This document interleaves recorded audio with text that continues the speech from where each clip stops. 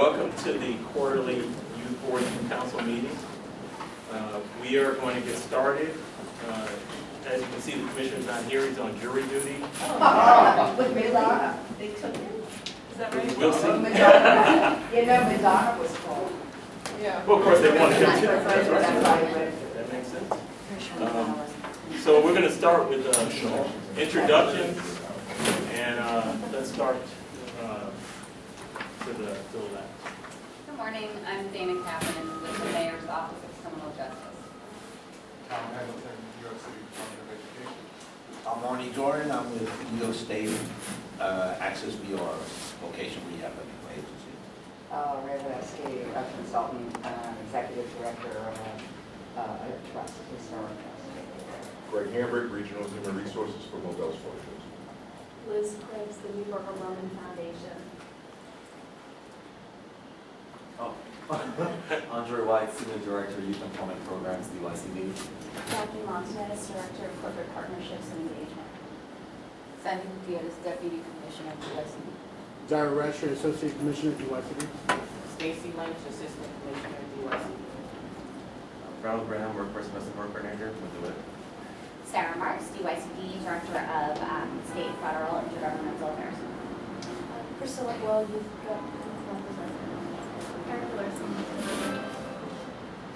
Anthony, good morning, Anthony Sumter, with the HRA, Human Resource Administration. Maureen O'Connor, Youth Library. Nancy Waxman, United Neighborhood Houses. Sherzad Langley, Director of the Workforce Investment Board. Susan Haskell, Deputy Commissioner, Youth Services. Kevin Ryan, New York Foundation. Anthony Ng with DYCD. All right, thank you, everybody. So we're going to move to the commissioner's remarks. So pinch hitting for the commissioner is Susan. Woo! Good morning. Yeah, the commissioners and queens. So I'm just going to go through. You've gotten this report. I'm going to give you an update on some of the highlights, especially as it relates to youth services. I'll skip some sections where you're going to get presentations later today, but we were excited with the mayor's preliminary budget for a couple of items in particular. $3.4 million to make up for the increase in minimum wage to be able to fund SYP this summer. And when Mayor Bloomberg, at the end of his term, baselined youth services, he baselined 22,000 after-school slots for elementary school students without including summer. So we were really concerned looking into this summer about that many young people in elementary school, especially with the optics of middle school blowing out and elementary being like a real need. So we're excited that that was put into the budget so that those elementary school students will have summer programs, as they have in prior years. A couple of things for advocates in the room that were not included. 15.2 that council funds for SYP, and we have 17 elementary school application programs that have been DOE funded, and those will not be funded by DOE anymore, and they haven't been part of COMPAS, traditionally our after-school programs, so that will be a reduction in services without intervention. Our commissioner will be testifying on March 27th for the budget hearing at City Council. The second thing I want to say, if you're wondering, if you want an update about what's been happening at DYCD, it's all about RFPs. It's a very exciting time to be a youth worker, to be working for the city and DYCD. We released 7 RFPs, immigration services, community schools, Compass Elementary in schools and in community centers. That's after school. Another release of middle school after school sonic programs for schools that didn't participate in the first RFP. Including services at District 79 schools and in homeless shelters, and a small solicitation for a Mayor's Youth Leadership Council, which, if you haven't seen the RFP, really interesting design of a citywide Mayor's Youth Leadership Council with 10 hub youth councils that are going to build on the great work being done at Cornerstone and Beacon programs in their youth councils. So we're all about youth leadership. It's a great time for grant writers. Yes. They are. We announced, we're excited at DYCD, we announced Sonic, the middle school after-school programs in non-public schools. And with such an infusion of funding, it's really been an issue for us to think about whether there's capacity in the field and how we'll get new providers and whether those new providers will represent the communities of New York City. And I think we were all really excited to see the diversity in those programs that we funded, including Catholic schools, yeshivas, Muslim schools, a Greek Orthodox and a Seventh-day Adventist program. We funded the New York Tibetan Center in Queens and African Refuge in Staten Island, working with Liberian youth. Like really great range that we're super excited about. There has also been a lot of attention to runaway and homeless youth, which many of you know was my area of focus when I was at DYCD the first round, so it's near and dear to my heart. And we are often asked how many runaway and homeless youth there are in New York City. It's a very well-documented challenge to come up with a number, but we participated in something innovative this year. We're excited to see the results. We worked with the city's Center for Innovation through Data Intelligence, and you're familiar with the Hope Count, where in January they go out in the night, 11 p.m. to 4 a.m. This isn't a great model for young people because they've found a place on a couch in a abandoned building, survival sex, or with a friend or family, in the best case. So what we did was take that single point in time, which is what HUD is really focused on, and talk to young people. For the first time, they allowed us to talk to young people the Tuesday, Wednesday, Thursday, and Friday after that Monday count, so that we could continue to go where we know young people access services, 32 sites, our drop-in centers, our shelters, and ask them, where did you sleep on Monday? What was your housing situation on Monday? And as long as we were asking them that, which is the opportunity to learn more about their situations, so they're compiling the results of that. We're looking for it to happen this spring.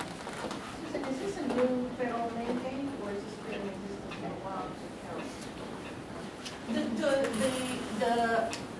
The federal mandate to count in the cities overall, to count adult homelessness has been, but the youth is very new. This is only the second year. I think 4 cities participated this year. Last year we tried something that wasn't particularly successful, but each time we learn, it is what it is. In any sort of data analysis, we learn what we learned. This year we're hoping we had more breadth to the survey and then we'll see the results. So very new.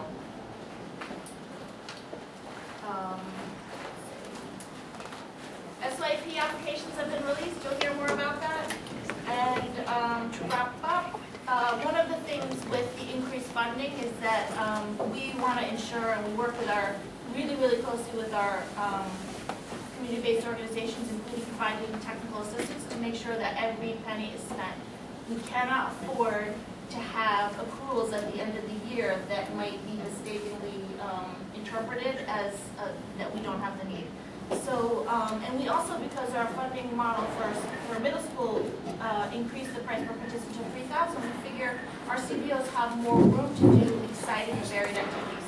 So we're doing, on April 17th, we're doing a resource fair at the Intrepid Museum with the idea that, okay, there's a quarter left in the year, take a look at your budget, see what you expect to come up with. New York City has amazing community-based organizations that never get to apply for our funding because we do comprehensive services, because they have very specialized programs. I do theater, I do dance, I do coding. So we're going to try to bring those groups together and encourage subcontracting, partnership, and collaboration. I tell you that because we often get referrals through Youth Board, Youth Council for great organizations that fall into this category. You can follow up with me if you want, if you'd like more information about that. So I welcome any questions about that. Well, one of the things about the excitement about increased funding and more young people being involved in more organizations, I'm always concerned about training the staff. And it always seems that when there's funding, there's the assumption that, gee, well, the community-based organization will go higher and they'll do whatever. And I was wondering whether there's any focus around looking at the issue of training. And it's always been an issue. And just wanted to raise that. That's such a good point. Commissioner and I just met with Youth Development Institute yesterday, and this was like one of his main things when they asked, what needs are there? He's like, we don't need money. We need to help train. In large part because every RFP that comes out with new programs is, 50 to 100 CBOs looking for new staff. where do you think they're getting their youth workers, their program directors? They're getting them from other programs. Sure. Maybe it's an increase in salary, it's an increase in opportunity. So there's so much transition. It's just, it is a real issue. Susan, I also wonder, there's definitely the direct service staff training, but I'm looking at, the African Refuge in Staten Island, the Vet Service Center. So there's a certain art and science in contracting with government, right, in terms of meeting government accountability as a contractor. And I'm wondering, and I'm not saying that these organizations, I don't know what their track record is, but chances are they may not have the capacity to do that. Will you be working with them on the sort of infrastructure issues around contracting with government? We're definitely putting more attention into the new providers, including on-site here in this room, contract development processes where we help them we talk them through what they can read in paper, but it's different when you get the one-on-one about the ROPs and the spending. And the commissioner's priority for technical assistance in the capacity building on Sonic was organizational development and financial management. So we want to make sure that these programs okay, great, we got $1 million. We used to be a $150,000 organization that we want them to be able to sustain. So we're focused on supporting those organizations, and the CRE is helping us with that work.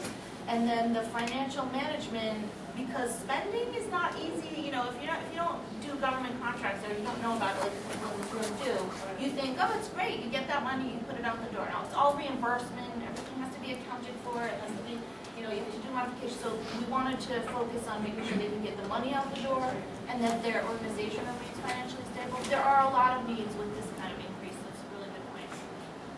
Yeah, just to, CRE stands for Community Resource Exchange, which does organizational development and capacity building on a variety of different issues. We have, in our Learning to Work program, we've hired some young to do spot, do some sample auditing, but they also run workshops which we invite everyone to, so they go through all the audit and steps of the audit, so they understand, like, we have a person working for 10% on this contract, how are we supposed to document that this person did 10% of their time on this contract, and all those different kinds of little ins and outs, so that you get a good audit report at the end. And so that might be something else. There's another place to look for money. If you have a line that's under audited, maybe you can talk to auditors about running a couple of workshops as well as part of their cost.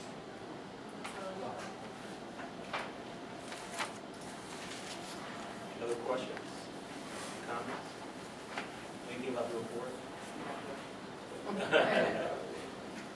I will say one more comment then before we move on, is that in advance of a more formal recognition, many of you have seen that Nancy Waxstein will be moving on to a new opportunity from the neighborhood houses, and I can't have her sitting two people from the right of me without recognizing how much we're thinking about the loss in the field of community services and advocacy, but excited that you'll be in a place where you can help more people do it better. You're here. I will not have done my job. I haven't helped create the next generation of advocates, some of whom are in this room.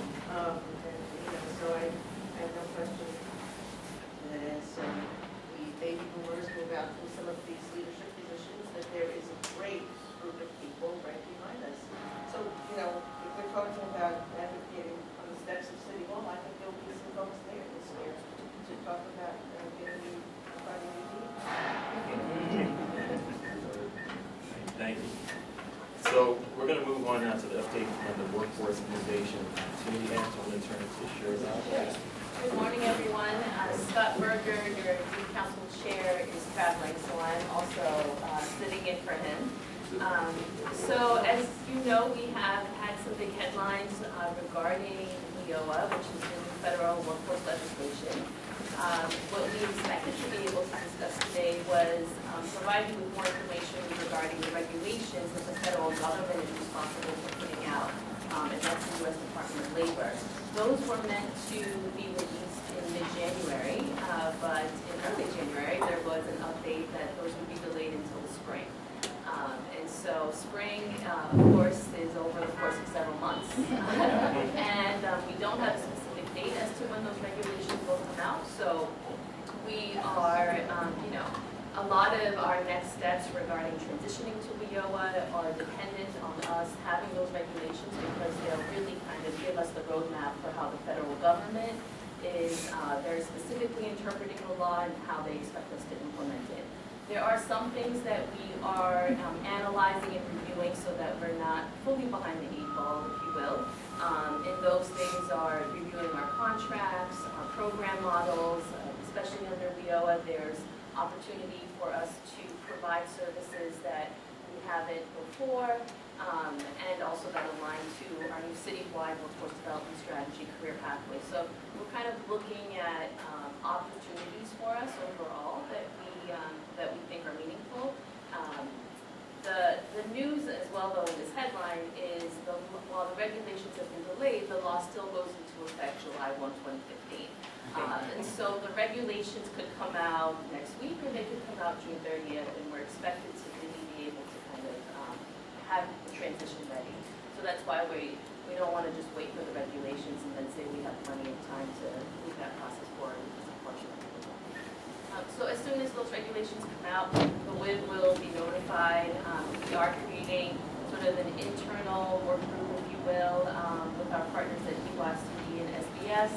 We expect to kind of go into a dark room and read those regs when they come out. Right now we hear that they're about 2,000 pages, so wish us all luck. And we expect that it's going to be a process, but we'll learn a lot. I also do want to give a very quick update about the WIB meeting next week on March 19th, if you don't mind. So I know that there's going to be an update about the SYP Private Employer Campaign and the research report that came out from Morton regarding the SYP program. And we thought it was very meaningful and timely to ask the researchers of the Morton study, Judd Kessler, and a prior study from NYU that came out about 2 years ago that's continuing, I believe, Merrill Weinstein, to present at the WIB meeting about summer youth employment, about the program, about its impact, about opportunities for how we can make it stronger and better. Commissioner Shum will be on that panel as well to highlight the tweaks and adjustments that have happened over the course of the years regarding this program. And of course, we want to highlight the opportunity for private employer engagement, of which several of our WIB members have already signed on to host young people this summer, which we're really thrilled about. So we certainly invite you to join us on March 19th at 110 William Street from 8:30 to 10:30 to learn more about that and to hear from the researchers directly. 110 William Street. 110 William Street. So, as Sherazad alluded to, the SYP Private Jobs campaign moving forward, and there's some really good things to report, so I'm going to turn to Anthony for some of the specifics. Good morning, everyone. So, you've spoken about this at several meetings this year, and I'm happy to say that at this meeting we can report on some progress on the campaign and steps to move forward on it. So, as we discussed, this is a multifaceted campaign involving the Youth Board, Youth Council, other outreach partners from the WIB, and other city agencies. So just a few quick highlights on what we've been up to the past few months. One of our key partners are definitely the SYP providers themselves. So in this room on January 14th was our kickoff meeting with the providers. We held it a little earlier this year, and we had announced to the providers that we were looking for them to be able to develop additional private sector work sites as well. At least 4 more than they've done in prior years. The Commissioner also spoke at that meeting and also talked about the Wharton study and thanked all the providers for their hard work over the years. What we've also developed as a tool for outreach, and this is going to be important to many of you in the room who we're looking to help do our outreach moving forward, is we've developed a campaign website. The address is in your minutes. It's called hireyouthnyc.tumblr.com, and that's a website that you can use as you're talking to your networks, to employers in your network, or for yourself, just to have some additional information when you're reaching out to use to help make the pitch. Right? What we've also done is really try to streamline an employer referral process. So we've heard loud and clear from our work group that we have put together a couple of advisors on this campaign that it's got to be really streamlined and focused. So what we've developed is that when we learn of the interest from an employer about wanting to be a SYP worksite, we will reach out to that employer within 2 to 3 business days. And that effort will really be led by Daphne Montanez, our Director of Corporate Relations, and also working with the SYP team. So the idea is to reach out to them, talk to them further, assess their interest, and if it seems like a good fit, we'll enroll them. And then shortly after that, we will connect that employer to one of 14 of our SYP providers. There are 50 SYP providers in the whole program, but we've selected 14 who have had very good experience working with developing private sector work sites. They're going to be getting some additional training on that, but these are providers that Andre and his team have identified as being ones who can receive these referrals. So, given all that, I think we're really at a place right now where we can really start to move forward and ramp up some of the outreach to employers, people in your network, to ask them to consider being a worksite this summer. Again, our goal for this summer is 100 to 200 new private sector worksites. And we've definitely gotten off to a good start with one of our key outreach partners at the WIB. We had a good meeting with a subgroup of the WIB on February 9th to ask for their involvement and hear their recommendations about how else to get the rest of the WIB involved. And Sherazade and her team have been really helpful working with Daphne and our team in connecting to some of those WIB members. And I think we're going to have some actual work sites from some of those WIB members. So Sherazade, if you wanted to talk a little bit more, or Daphne about that. Sure, no, I think our WIB members, are always looking for opportunities to have a very tangible way to get involved and to support workforce development, and certainly this is one way for them to do so. I know they appreciated being brought into the strategizing of the process to assure that the approach would work for their type of business, because the ask that has been made is not only for them to consider hosting summer youth employment program, but also for them to help DYCD and the providers connect to their business networks. And so I believe we have 2 or 3 of our WIB members confirmed to host summer youth employment, young people, but also Daphne presented one of our members, actually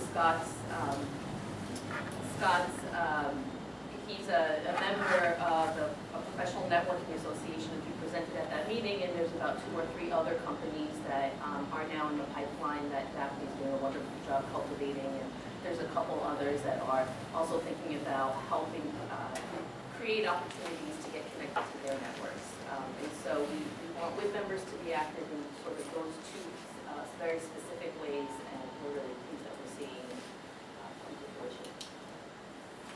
And just a final note on the campaign, as I said, it's multifaceted. So the commissioner has also been reaching out to other city agencies to ask for their help in connecting to employers. So for example, the commissioner met with the mayor's Office of Media and Entertainment to see if we can get some connections to the film and TV industry. As we all know, there's even far more films and TV shows being filmed all across the city, and that's a great opportunity for some young people to get into that field.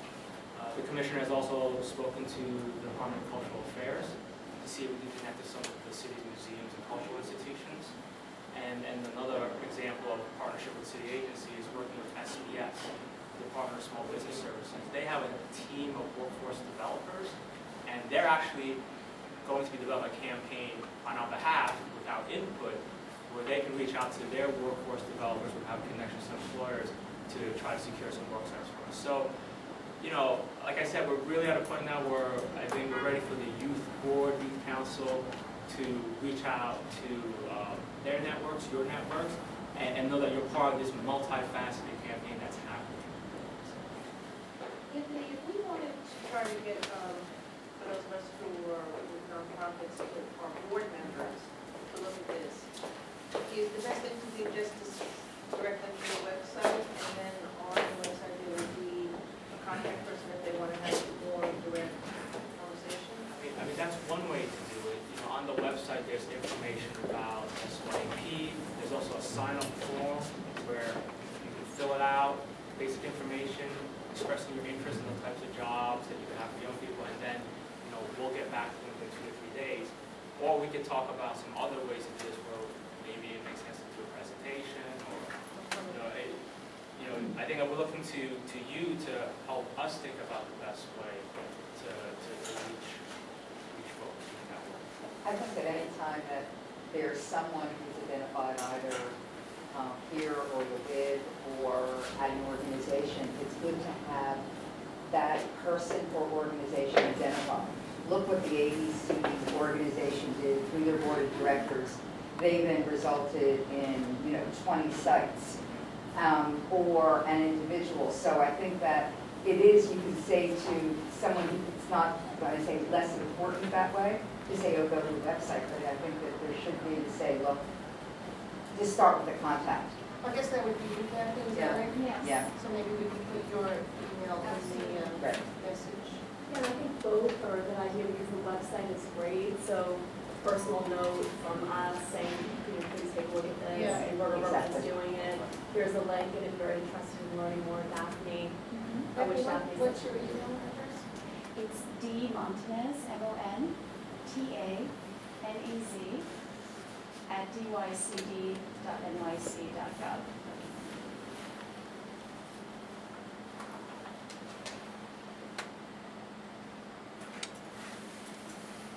Any other questions?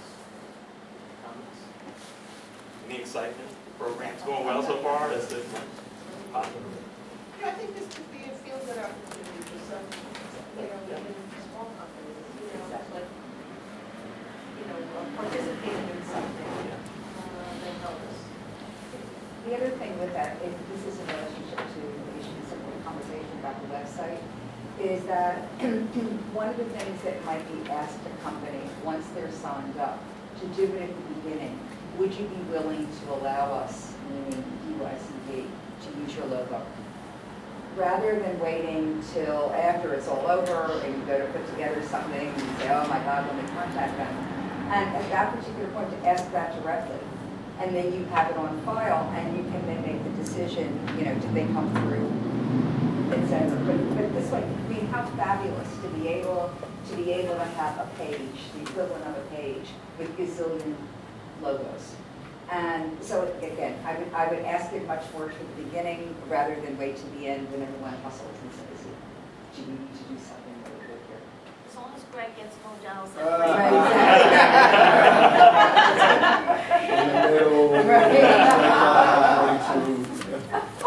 Yes. 3 tons of Thank you all. Before we go to the presentation, I just wanted to acknowledge 2 of our committee members who just joined us. If you just want to introduce yourself. I'm sorry, I went to the wrong train station. I'm over from Broadway. I'm Kurt Saunders. Civil Silverstein. Thank you for joining us. So, are we ready with the equipment? We're good? Yeah, this mic is working and presentation should be no problem. Oh, great. All right. So we're going to move out of your way, but we're going to have a presentation on the mayor's action plan for safety in neighborhoods, and Dana Kaplan will lead us through that. So we're just going to get out of the way.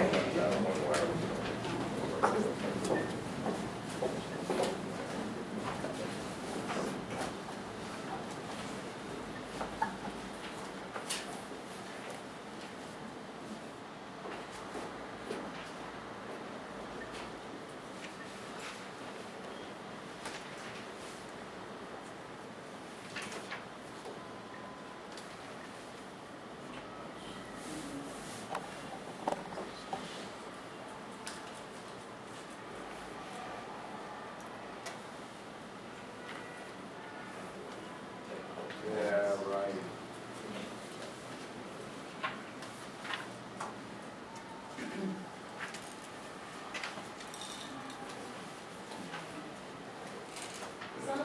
I also feel bad, I wanted the windows to be up, it's so much brighter, but does anybody want that to go down? It's getting the sun is getting in anybody's, Liz, you good? The sun? Okay. We're looking at the screen out there.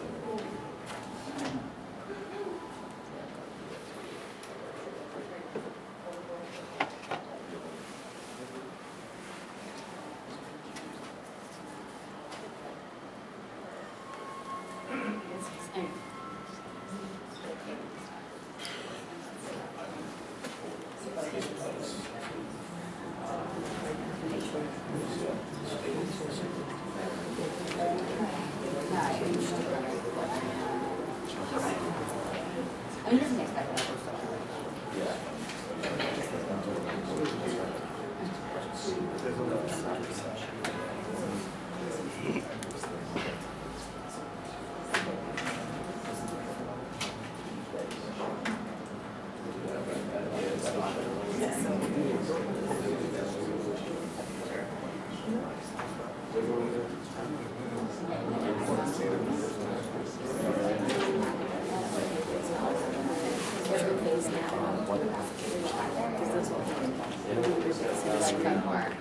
Probably, yeah.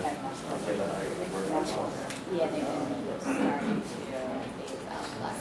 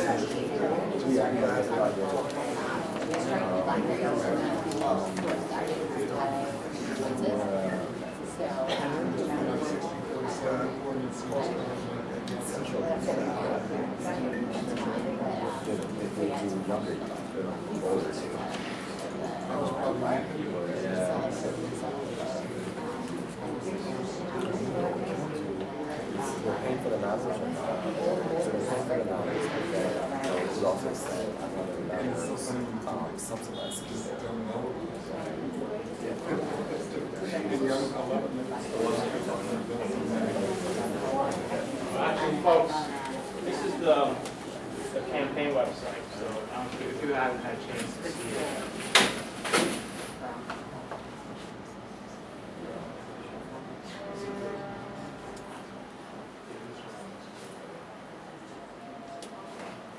So here, I think there's something with the proportion that's a little odd right now, but if you see that there's buttons that people can press on about why it makes sense to hire a young person, how to get involved, some background information on SYP, frequently asked questions. Anthony, I think the hard is that I looked at it, is it one of the questions is how many hours? Yeah, we'll look at that. And it, right, and but it never said a what, a week, a month, yeah. We'll look at that. Thanks, sir.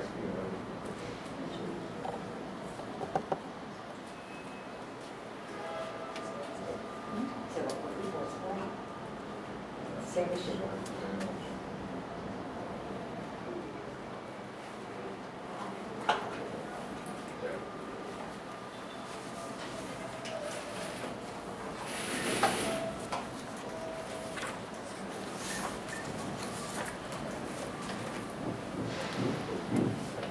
Maybe want to pull the shade down.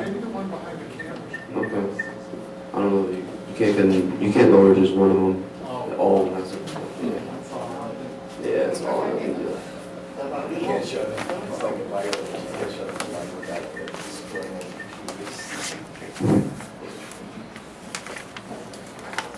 Yeah, right. It's like wireless.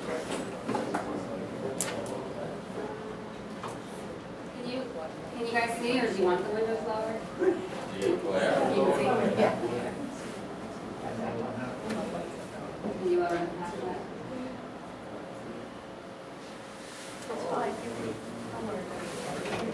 All right. Okay. Oh, look at this. Very high.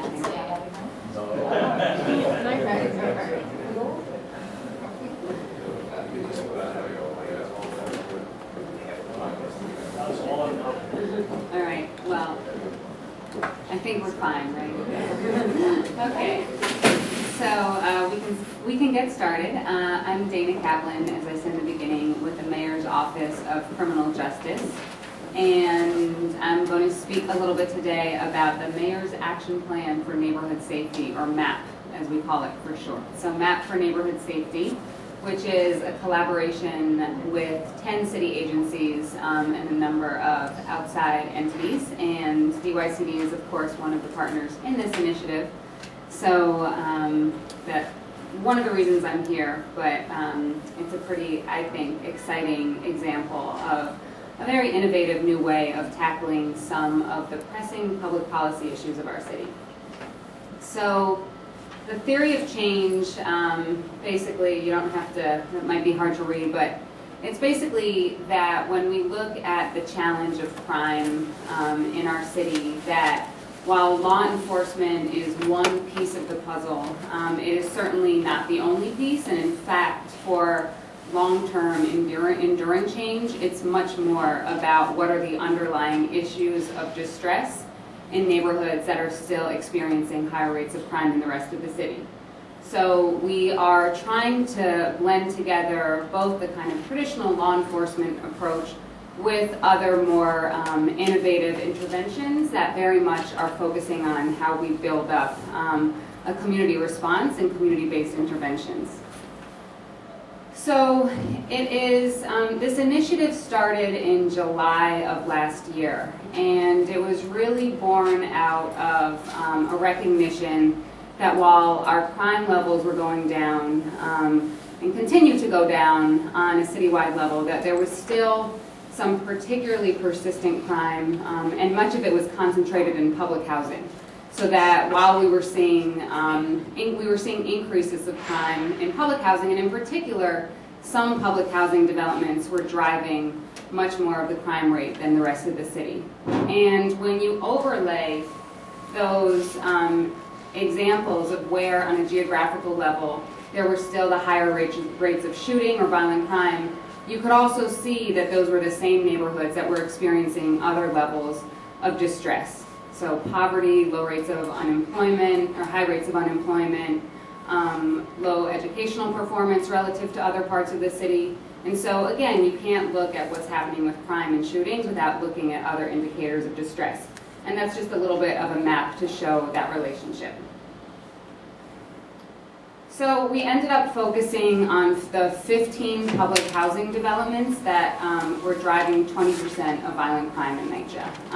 And when you think of 15 housing developments out of 334, that 20% number is pretty significant. And this is a map of where the developments are that we ended up focusing our efforts. We very much understand that it is about those housing developments, but it's also within the context of a neighborhood. So you can't look at Brownsville and Van Dyke without looking at Brownsville. You can't look at Wagner without looking at East Harlem. You can't look at Stapleton without looking at what's happening in the neighborhood. And so it is the idea of focusing on crime in NYCHA, but also NYCHA within the context of a neighborhood overall. And so these are, again, you probably can't necessarily see it on the map, but you can see that it's spread out across the city. Is it 20% of violent crime in the city or 20% of violent crime in public housing? In public housing. So this is the actual list of where the 15 developments or neighborhoods are. So 3 in the Bronx, 3 in Manhattan, Queensbridge and Queens, 7 in Brooklyn, and then Stapleton and Staten Island. And the other indicators or key measures of distress are just an example of where there's overall a strong correlation. So the initiative was launched with an initial investment of, it was about $210 million overall, including some funds in terms of relieving NYCHA their obligations for NYPD, but it was an investment of about $70 million in baseline funds. So $21 million went to NYPD to have more officers on the ground, really trying to pursue a very different model of how we can find opportunities for police to engage with residents and community members. So NYPD officers stationed in community centers, stationed at outdoor basketball courts, conducting wellness visits was very much the premise here. $50 million that was from the council and from the mayor for infrastructure improvements. The underlying philosophy of this is also that you can't look at what's happening with crime and distress without also looking at the basic infrastructure issues, and that things like lights were just as important to actually reducing crime and making streets safer than a lot of other interventions. So I'm sure people have heard a lot about the different infrastructure challenges at NYCHA, and beginning to address those was something that felt like a core component of this. And I'll speak a little bit more about all the different agencies and what their roles were, but we had about $16 million that has been baseline funded for the different program interventions. And that includes everything from the Office to Combat Domestic Violence, having outreach teams at each of the 15 developments, to, of course, DYCD's role in hiring. The target was 800 additional summer youth employment youth from these 15 neighborhoods. It ended up being 992, in addition to the others that kind of made it in through the regular lottery, which Andre could speak more to. $6.7 million for the, $9.7 million for the extended hours at the community centers that NYCHA and DYCD were a key part of at 105 centers all across the city. So while on the one hand we are focused on these 15 neighborhoods, there's other components of this initiative that are NYCHA-wide. And then other initiatives from the Department of Probation, doing intensive mentoring for 200 young people, modeled off of their very successful Arches program, but this time not just limited to young people who are involved in probation or on probation, but actually referrals of young people who could benefit from that type of intensive community-based mentorship, to the Department for the Aging and CEO and HRA, all playing different roles in this work. So some of the things that we were able to accomplish over this summer is, so NYCHA completed construction on 49 closed-circuit TV kind of camera projects across the developments, which is a big thing that we hear from residents, makes them feel safer.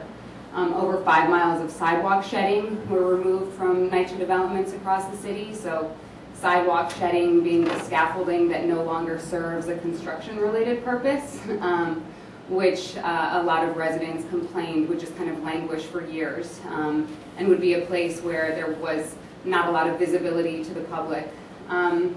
We also had, as part of the Scouts Summer Youth Employment Program through the Mayor's Office of Operations, 30 young people from NYCHA conducting surveys of the buildings that were part of this initiative and reporting back to NYCHA and also to the Parks Department things like, you know, this bench was broken, these trees are dying, doing all sorts of observations as part of the kind of Scouts program overall. And we just recently, through our work with the District Attorney of New York, have been able to secure some additional funding for the program. And so part of that is an additional $101 million investment. And most of that is going to go to improved infrastructure. So coupled with contributions from the mayor and the council, we will have permanent lights installed at each of these developments. We will have layered access, which is improved doors and intercom systems, and cameras. So basically a real investment in infrastructure in these 15 developments. I got a question. You said the lights, 101 million, is that in the hallways also? These are exterior lights. So we are certainly working with NYCHA on looking at ways that we can try to address the interior lighting problem, because it's definitely something on our radar. But this is to get the lights in kind of the walkways within the NYCHA developments, and then the perimeter as well. And this is just an example. So over the summer we had, and actually we still have 184 like temporary light towers up.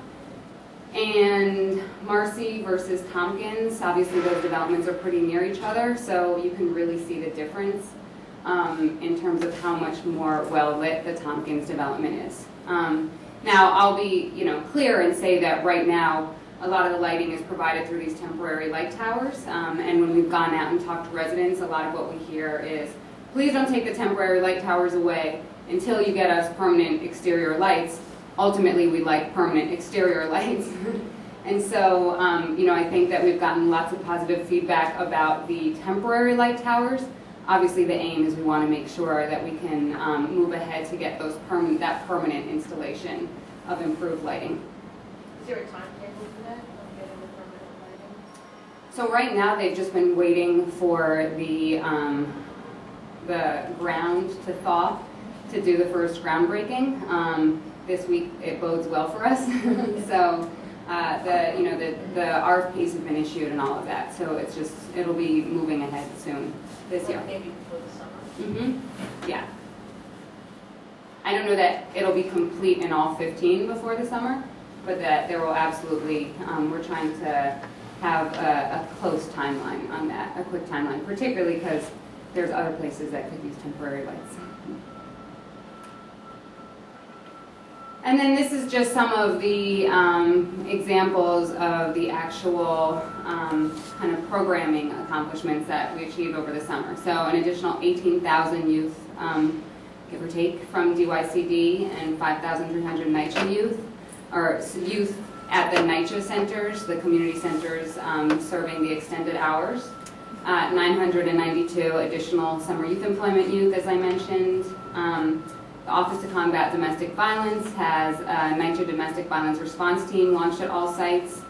Department for the Aging, their mandate is to train 2,000 grandparents, so they've currently got staff at 9 community centers and have been doing counseling programs and support services, particularly for elders who are the primary caregivers of grandchildren. CEO has been providing, as providers identified that currently are providing jobs at Patterson, Red Hook. Actually, that slide should be a little bit more updated. I think there's a couple more sites, including Queensbridge, that also have jobs through that. The Parks Department is part of the initiative and has expanded their Kids in Motion classes to go on at a park adjacent to each of the 15 NYCHA developments over the summer. And during the year have Shape Up New York fitness classes. So they had over 38,000 Kids in Motion visits to MAP sites last year. And again, as I mentioned, Department of Probation is replicating Arches to mentor 200 young people. And then HRA is on site conducting outreach to close the benefit gaps for people who would be eligible for public assistance but aren't receiving it. That is just a lovely chart showing the increase in participation of community centers that happened over the summer. So DYCD is the blue line. The green line is the DYCD sites with gyms. So as Daryl and others can attest to, I think that the gyms were particularly popular, which is why we did things like in some of the sites that didn't have gyms but had outdoor basketball courts, we would actually provide lights until 10 p.m. at the courts with police presence so that there could be the use of the basketball courts in lieu of other physical fitness centers. So we are going to be continuing that programming this summer, and I think there's lots of exciting conversations about how we make sure that the programming really serves all young people, how we get, even the types of folks who weren't necessarily coming to the centers last year, how we bring them on board, and that we really grow from last year's success. And the other thing that is kind of a core component of this initiative has been the commitment to really give neighborhoods a voice in what this looks like. So we had 17 listening sessions at each of the 15 developments. We ended up having to go to Red Hook 3 times.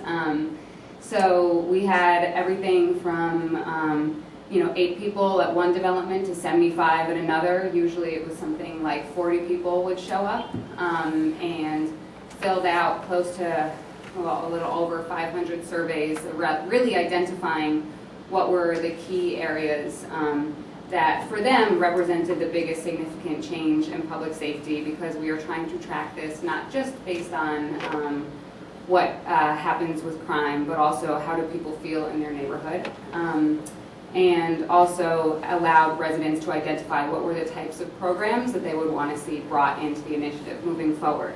So the other thing is that we are contracting with Community Solutions, a nonprofit, to really help actually develop resident teams, both the folks who are part of the TA associations and more formally involved in the existing community infrastructure at NYCHA, but also making sure that we're reaching out to young people in the community, in the neighborhood, other local organizations and nonprofits to try and ensure that we're hearing from a really broad, diverse array of voices, and that can shape the initiative moving forward. But in this process, I'm just curious, did you engage with community groups? I mean, you mentioned Red Hook Initiative is directly actually in the development around it. Did you talk to some of those groups to engage with them, to engage other Yeah. So one of the reasons we did it at Red Hook was because Red Hook Initiative was a partner, and they helped do the turnout for that. So when there was in local community-based organizations that we could identify, we certainly made sure to reach out to them, introduce what the initiative was. A lot of times they would either provide space to hold a meeting like Red Hook Initiative did, or just help to spread the word. So one of the one of the initiatives, or one of the target developments is Bushwick. So we reached out to Make the Road New York, and made sure that they had the flyer and they could spread the word to their youth members and all of that. So in the first round of meeting with the 15 developments, the listening sessions, we definitely tried to reach out to the local organizations. I think the reason that we want to have Community Solutions helping to that is that we actually want to make sure that we're doing a real assessment of all the organizations on the ground and making sure to capture all those voices. A question is, have there been any conversations between, and I don't know who the, sorry, has there been any conversations going on between, I don't know, whomever, and the Department of Education related to schoolyards that are not being used during school time? Is so often in so many of the neighborhoods, either because there's nothing in the schoolyard, but I'm talking about it in an organized way, but it's open space, and we suffer from the lack of open space in many of our communities. Just wondering whether there's any conversation about the utilization of the schoolyards. So there hasn't been a broad conversation to date around that. I think one of the things that we have identified is that there's some other agencies like the Department of Education, Department of Health and Mental Health, ACS, who have not been formally involved in in the kind of funding and programming to date, but very much need to be at the table, and so have begun to have some initial meetings, just figuring out where the points of overlap are, and that would be, I think, a perfect example of where we want the types of things that we want to do as we move forward. So, absolutely. In so many parts of the city, they're so underutilized. They're concrete and an old rim. Mm-hmm. Absolutely, absolutely. And that might, oh, sorry. Yeah, I was just wondering, besides the external infrastructure, like lights and so on, there's also the human infrastructure.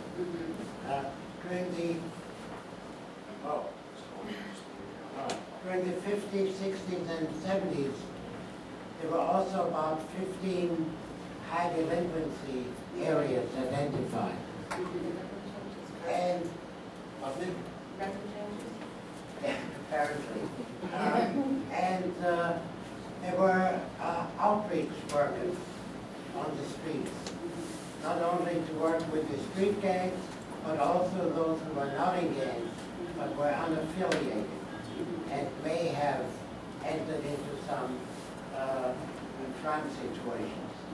But those outreach workers really had tremendous impact on getting in with the young people on the street and helping them to come to either to organize programs or to deal with any sort of problems they may have in order to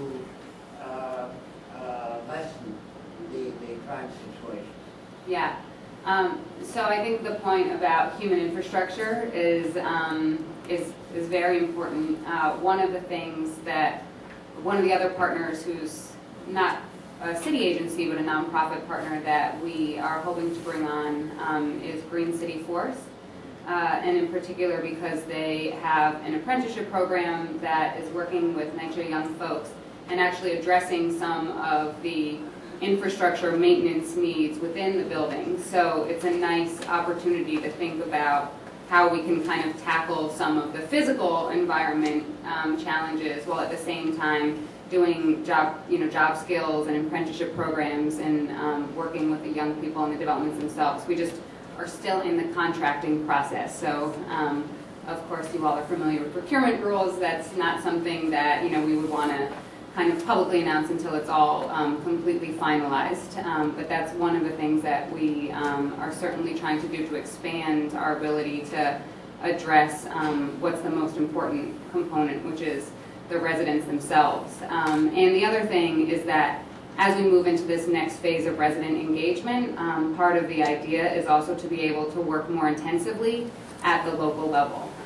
So we've got 15 different housing developments in neighborhoods and 105 NYCHA sites and 334 developments that have all these infrastructure needs. And we're certainly trying to make sure that we can address the scale of what's needed, but at the same time we'll be working at the more community level with kinds of teams of residents, being able to say, what is the very neighborhood specific challenge right now that we want to address and that we can with this team of agencies around the table and residents themselves. So we're going to start doing more focused work in Brownsville, Van Dyke, and Boulevard in East New York in the next month.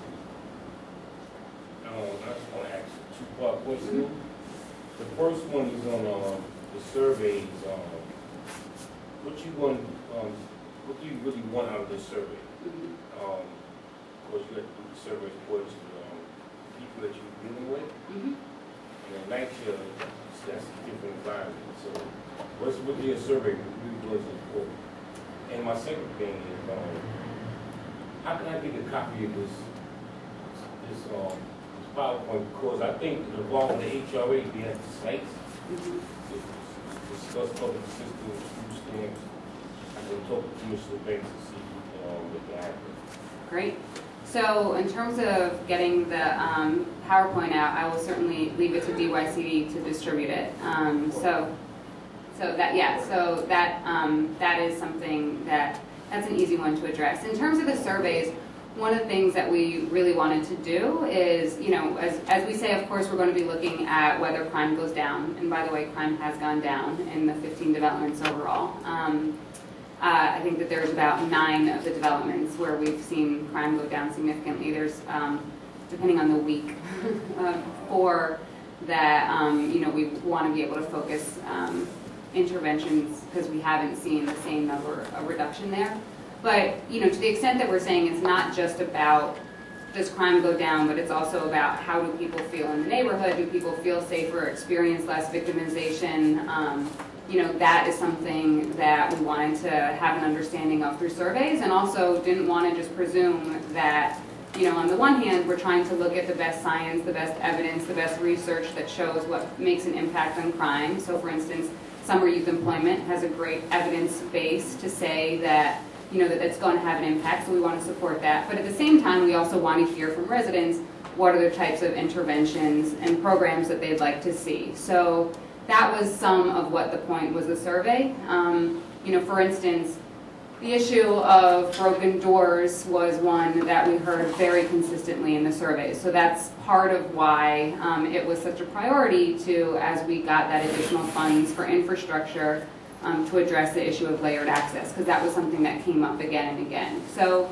it was really as a way of having some resident input into what the decisions were going to be as we prioritize where city resources would go. But the other idea is that the survey will not be a one-time thing, so we're not necessarily going to have the capacity to do 17 listening sessions with 500 people every 2 months. But we're going to have a phone and text-based survey that's ongoing to the neighborhood so that we can also track what the impact is over time. So, we're not just feeling good about what we're seeing in terms of numbers and resident participation and, lights going up, but that we can actually have a more regular feedback mechanism from residents as to, is it making a difference? Do people feel as though there's been an impact or not? And then this is kind of the final what next slide. There's been a tremendous amount accomplished in the first not even a year.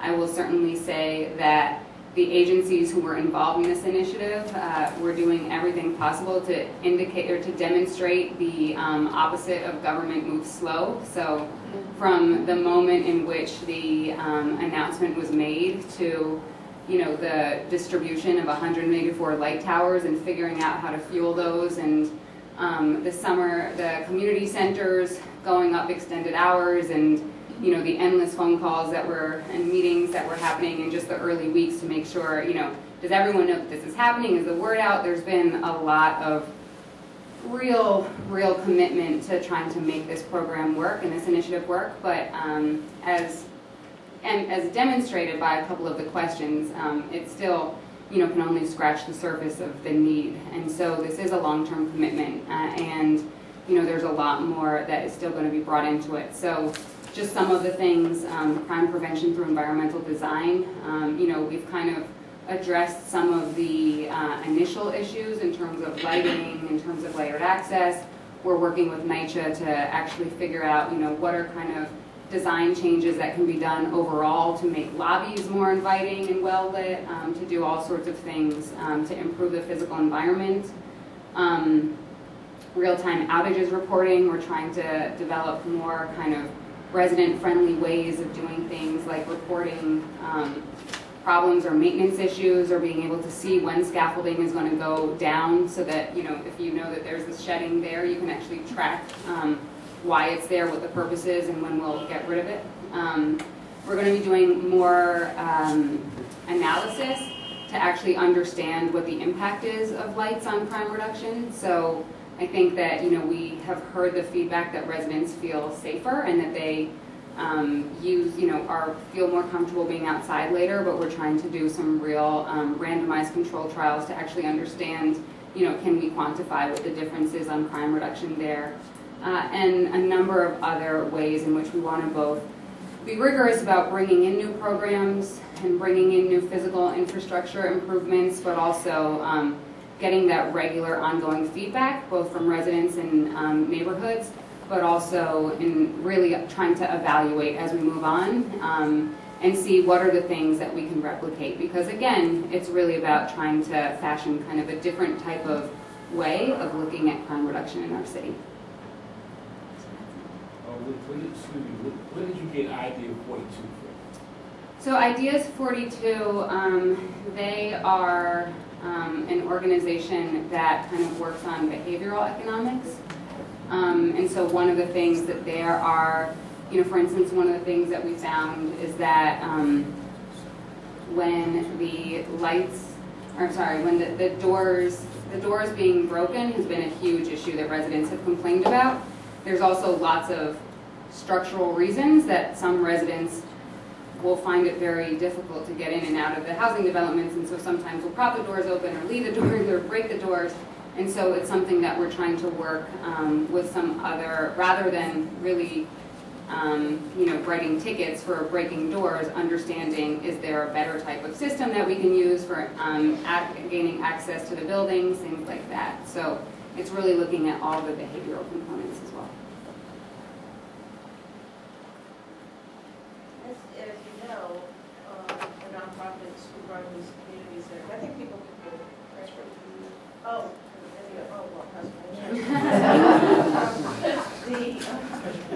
as you know, the nonprofits that actually run the community centers in the NYCHA developments who participated in this last summer were given very, very short notice to open late hours, et cetera, to staff up. So what's the plan for this summer? Have you already notified the nonprofits who will participate that this is going to be happening? I mean, what's happening there? So yeah, I think DYCD, maybe Daryl could better speak to that. So yeah, we gave nonprofits last summer 2 weeks notice to ramp up staff, hire staff, to do something that hadn't been done in 30 years. Community centers open till 11 p.m., 7 days a week, complete insanity. And we threw the system into a complete frenzy. But we saw nonprofits step up, hire staff, work out different schedules, and get it done. My staff was out in the field every day. I was out till midnight at times, but it was a great summer. With that being said, since the funding is baseline, we've already informed folks that we will be operating again another summer. We're going to send something out a bit more formal within the next 2 weeks, but folks already know the plan for the summer. Great. And is it still going to be just those 15 developments, or are you expanding to other developments? The extended hours are across 105 sites. So in terms of the rest of the programming, is it just the 15? So the community centers is 105. The rest of the programs, yes, we ultimately, of course, want to move beyond the 15. There's things that we have already been doing to, with certain component parts of the initiative where it makes sense to, of course, with the, for instance, Office to Combat Domestic Violence outreach workers, they're not just in the NYCHA sites, they're also in the beauty parlors nearby or the grocery stores and doing a lot of outreach, and we're already hearing from them that they're, getting referrals from other centers and other developments. The idea is certainly to expand and be able to really target interventions at the, as we see crime being more of a problem. I think that that's the importance of the evaluation component, frankly, so that, because the difference between the 15 and 334 is significant, why it's really important for us to understand what are the interventions that are having the best impact on the ground, and how is it that we can replicate those in particular. So we've been working a lot with the agencies about tracking outcomes and what does success look like for these different programs, and also working with a group called Crime Lab New York, which is helping with a lot of the programmatic evaluation and kind of infrastructure evaluation overall. Of course, some entities like DYCD are also working with other evaluators, and we're trying to bring that piece in as well. So it is certainly beginning to be rolled out beyond the 15, but we, don't want to have left the 15 without finishing the job. So we feel, I think, a strong responsibility to make sure that these programs are up and running and fully staffed, and that, to the extent that we've heard these listening sessions, and the one thing that you hear from residents is like, it's great for my voice to be heard, but also I want to make sure that something happens with this information. We want to make sure that we can, deliver on what some of those promises have been, and then replicate the most promising components of that beyond, for sure. So I have 2 points of clarification. One, has there been any pushback from the communities against the increased police presence? So I think obviously there's the issue of policing came up in different times throughout the community, throughout the listening sessions. A lot of what we would hear is that people wanted presence, but a different type of presence than what the presence had been in the past. So a lot of the suggestions were, we want officers to engage more, talk more, be respectful, Get out of their cars. Get out of their cars, exactly. Interact, feel like they are, know residents in the neighborhood.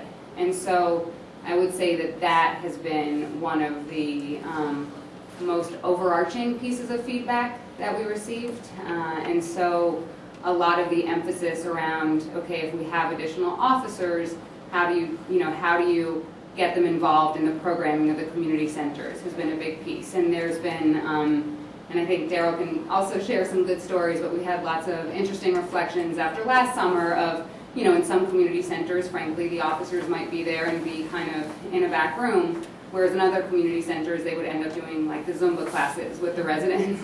And obviously, the times in which there's real meaningful resident engagement were where I think we saw some really positive outcomes. And so there's been a lot of work with the New York Police Department about trying to build off of what some of those interactions have been, and use this as an opportunity to, kind of get on the ground more in that community-oriented way that I think we're all trying to get towards. And the second point is regarding the surveys conducted. I think some subject to voluntary response bias, or were they conducted under the simple random survey sampling model? So that is a very good question, and there were certainly, I think that we know that the limit of the listening sessions is that it's not fully randomized. So it is not a 100% scientific sample. I think we decided that there was a value in, getting out there and having these listening sessions, and that we, could understand that we might not get the most, that it might be somewhat reflective of, the people who would come out to the surveys. We, tried very hard to do things like contact community organizations and, encourage them to get different voices out. In particular, I, was encouraging people, like, I want people to come and, feel free to come and criticize and tell us everything we're doing wrong. That's what we are looking for in terms of being helpful moving forward. The phone survey might be, something that will be slightly more randomized, although of course it's still, who's going to respond versus who isn't. But I think it's the best way that we can try to at least understand what a community sentiment is, with the caveat that it will have a slight bias towards selection of people who would be more apt to respond.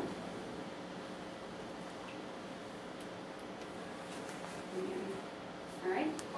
Well, thank you all, and thank you to, DYCD has really been one of our best partners in this, and we are very grateful for, we know that the nonprofit providers had to bend over backwards, and we also know that, as did the city agencies, so it's been kind of a Herculean effort, and we are absolutely trying to, learn and improve. Thank you.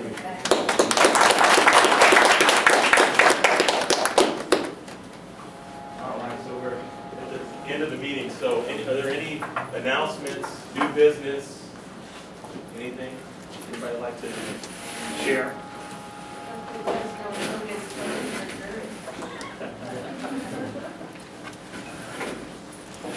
I can't think of what would be more of a nuisance to a lawyer than a commissioner.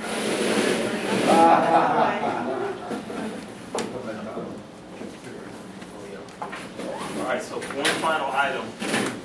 We just need to take a vote on the minutes from the last meeting. Thank you. So does anybody have anything that they'd like to change or add to the minutes? Okay, so yeah, you're ready to go. Okay, all right. Okay, all in favor? Aye. All right. Thank you very much. Thank you, everyone.